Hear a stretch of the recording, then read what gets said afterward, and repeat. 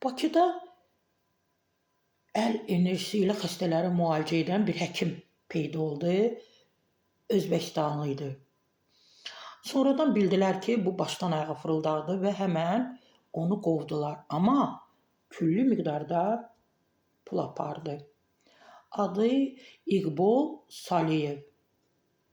O, Azərbaycandan deportasiya olması ilə bağlı danışıb, o sosial media hesabında paylaşdığı videoda hazırda Özbəkistanda olduğunu bildirib və Azərbaycandakı fəaliyyəti dövründə hər hansı problemlə üzləşmədiyini qeyd edib. Düz deyir də, nə ilə üzləşdi ki?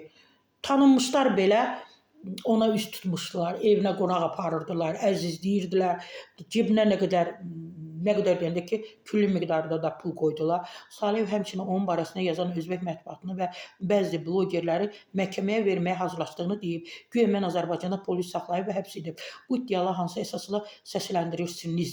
Mən Azərbaycanda seanslar keçirir, insanların içində olur.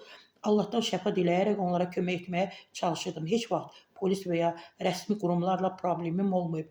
Hansı təşkilat fəaliyyətimə mane olub? Əlinizdə sübut varsa təqdim edin. Gedib oturub Özbəkistanda indi Özbək mediasına, öz mətbuatına hədə-qorxu gəlir. Yığıb axı, yığdı bizdən getdi. İndi gedib orada onlara hədə-qorxu gəlir ki, Azərbaycanda heç mənə gözün üstündə qaşın var deyən olmadı. Yalan məlumatlar yayaraq haram qazancı əldə etməyə çalışırsınız. Ramazan ayında özünüzə gəlin, dua edin. Bir insanı qaralamaq asandır, amma mənim adımdan istifadə edib baxış toplamaq ayıbdır. Adım nə oldu? Adı nə oldu? İqbal. İqbal. Dua ilə xəstə sağaltmaq olar. Bizdə o qədər dua edənlər var ki, biz onlar niyə sağaltmır bizim xəstələri? Mən dua etdim, əlimi göyə qaldırdım, oradakı xəstələr sağaldı. Yenə də deyirəm, İqbal, bizdə o qədər dua edənlər var ki, bu dəqiqə bilsələr ki, onlar pul qazanacaq, bütün günü dua edərlər, kifayət qədər də edirlər. Deyib ki, Salih Bakıda olduğu müddətdə müxtəlif xəstəliklərdən əziyyət çəkən şəxsləri qəbul etdiyini və əl enerjisi ilə müalicə seansları keçirdiyini iddia edib.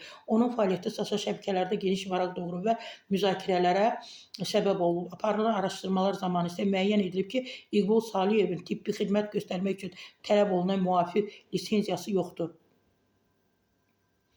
Azərbaycanda əlbəttə onun fəaliyyəti ilə bağlı hüquq mühafizə orqanları tərəfindən qanunvericiliyə uyğun tədbirlər görülür və nəticədə onun ölkədən çıxarılması təmin edilib, amma orada Özbəkistanda artıq Özbək mediasına hədə-qorxu gəlir ki, Azərbaycan mənim xətrimə dəymədi, əksinə mən insanların hamısını sağaltdım, xəstə olanları, problemləri olanları.